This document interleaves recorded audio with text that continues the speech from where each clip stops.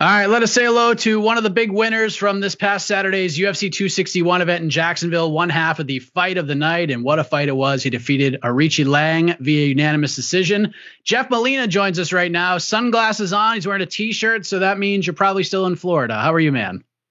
I'm good, brother. Yeah, still in Florida. But yeah, doing well. Thanks for having me. Absolutely. Congratulations on the win and the fight, man. It was just so fun to watch. How does it all feel less than 48 hours later as we record this?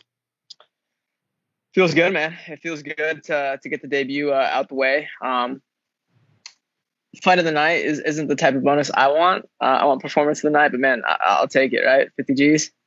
You got your 50 G's. And I know you were supposed to debut in January before the COVID test and everything, which obviously sucked for you. But to be able to make that first walk in Jacksonville in front of a fired up crowd like that, I would assume that this was a tremendous consolation prize, was it not? Absolutely, man. So the initial debut was scheduled November 14th.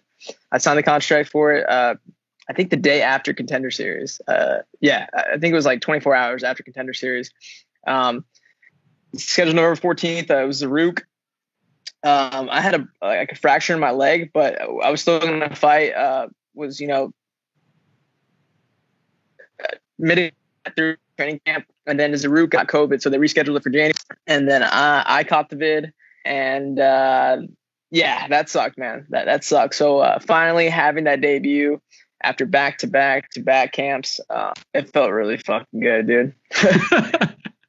How would you describe the feeling of getting the Bruce Buffer intro in that arena? Like, I know you fought many times, been in the martial arts game for many years, but the octagon jitters we always hear about, they had to have been there in that moment, right? Like Bruce is saying your name. Everyone's going crazy. Like, were you feeling the jitters before the fight started? Yeah, I don't know, man. So the whole Bruce thing, that it's cool as shit, man. Like, I picture that in my head like a million times, but my teammate Julian Marquez talks about like drawing energy from the crowd. That's never really been something I've done, but I was like, hey, man, I'll try anything once. So he told me before the fight started, since this is the first event back with fans, to turn to the crowd, raise your arms up, and just kind of take some of that energy in. So I did that, and then I kind of felt the same thing with Bruce as he was making the announcement, saying my name. It was like I was kind of just looking at him and like feeling that vibe. So I don't know if it's placebo, but I felt something. I'm not sure what it was, but it was cool. It was cool. And he looked like $1 million too. He was on fire all night. Yeah, he was on one, man. It was kind of cool him introducing my opponent too. My opponent has like a cool nickname, and yeah, I was feeling that, and I was like, oh wait, I can't fuck him, that's my opponent. We're about to get into a fist fight.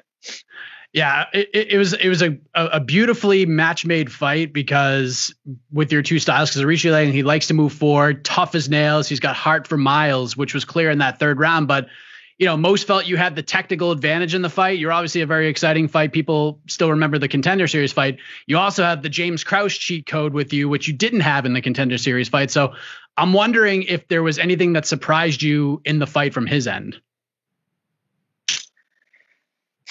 No, man. If anything, it helped having known exactly what he was going to do. He was going to try to walk me down, march me down. He has a really good sense of range. The one thing that did surprise me was his ability to get out of the way of the low kick. The low kick was a huge part of the game plan, and I think I landed one. So it was something that I had to make an adapt, or I had to adapt mid fight. And again, cheat code James Krause. He told me exactly what to do. He's like, let's cut the calf kick and go to something else, and that's what we did. But that was the only thing that surprised me, man. We knew he was going to try to walk me down. That wasn't a surprise, and I'm glad we knew that. And we also knew he had a good sense of range, and we weren't wrong. Yeah, it was a rough night for the leg kicks, wasn't it? Jeez. Yeah, jeez, man. I wish they would have let us stay in the arena to watch the rest of the fights, man. But at the same time, I'm kind of glad I didn't see that in person, dude. I'm super cringe when it comes to that kind of stuff. So I'm glad I didn't see that live. Yeah. I heard about it. I had friends and family that came out to support me, which is fucking awesome. But yeah, they were in the arena and they were just talking about the sound it made, and I was like, dude. I don't. you don't want to hear about that. How many people came out? Man, I had some teammates. I think in total it was about like 10, 15 people, man. So I definitely felt the love. That's pretty cool. And we mentioned James. Obviously, he's had a great start to the year from a coaching perspective. We could hear him throughout the first couple of rounds telling you to get off the fence, and you seemed to get cooking in that second round. The third round was amazing, which we'll talk about in a second. But what was the conversation like in the corner between you and James between the second and third rounds? Because whatever he said, it looked like to have lit a fire underneath you. Yeah, absolutely, man. I'm so glad to have had my coaches on fight week and for the fight like that. That was awesome. It was cool. It definitely made things easier.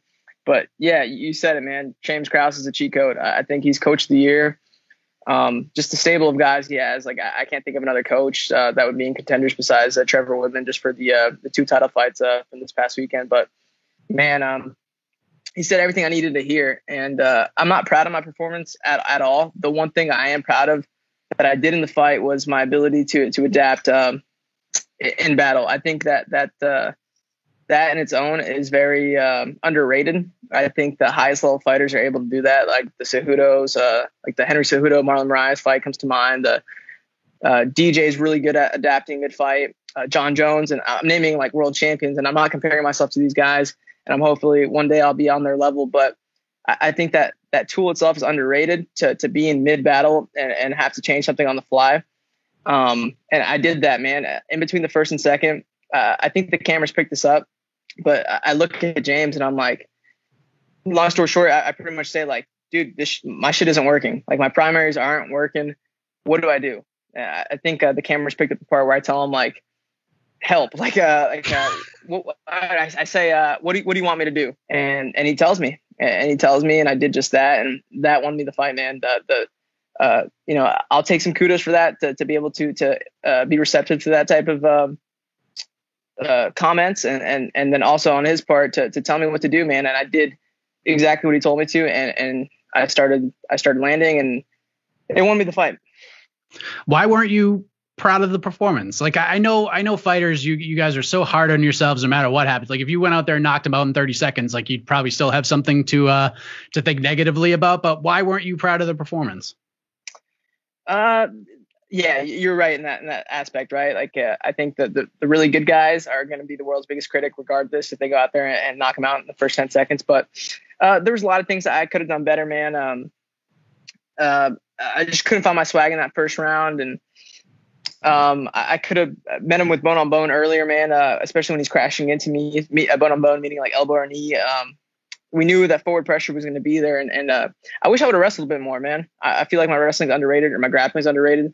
And I didn't really show it. So there's a lot of things that I'm going to take away from this, man. Again, I'm glad to get the debut out of the way, but this was a learning experience. And oh yeah, not to mention me being a fucking idiot the last 10 seconds of the fight, trying to be Max Holloway, point to the ground, and then end up getting rocked like bad. Like I was hurt at the end of that fight, man. So it was just me being stupid.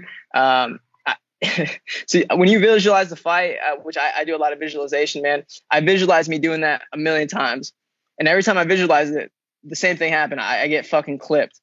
But yeah, in the third round, it's a 10-8 round, and some judges even still gave me a 10-8 for that round. But I got hurt because I was driving my hands and just slugging. And it's very silly to do. I do think it helped me win the 50 G's on one hand. So it's kind of like the fight of the night has to be pretty back and forth. So I think that type of back and forthness that happened in that third, where he rocks me at the very end, is key. But I don't know if 50 G's is worth my longevity in the sport. So I'm gonna learn from this. I won't do that again. But that's my style, man. My style is bonus friendly. So I mean, outside of the final 10 seconds, that third round was bananas, man. I mean, you landed 127 significant strikes. That's the third most landed in a round in UFC history. You also landed the most overall significant strikes in the history of the flyweight division. Deiveson Figueiredo's fight against Brandon Moreno was the winner. You had 2 less rounds to do it, and you beat him by over 50 significant strikes. So one fight in, you're already in the record books,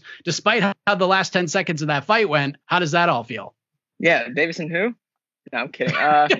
Yeah, it feels good, man. It's cool. That's a cool stat. And I saw a tweet that showed like other fighters that are in the same like category or like just good company. I think DJ was on there.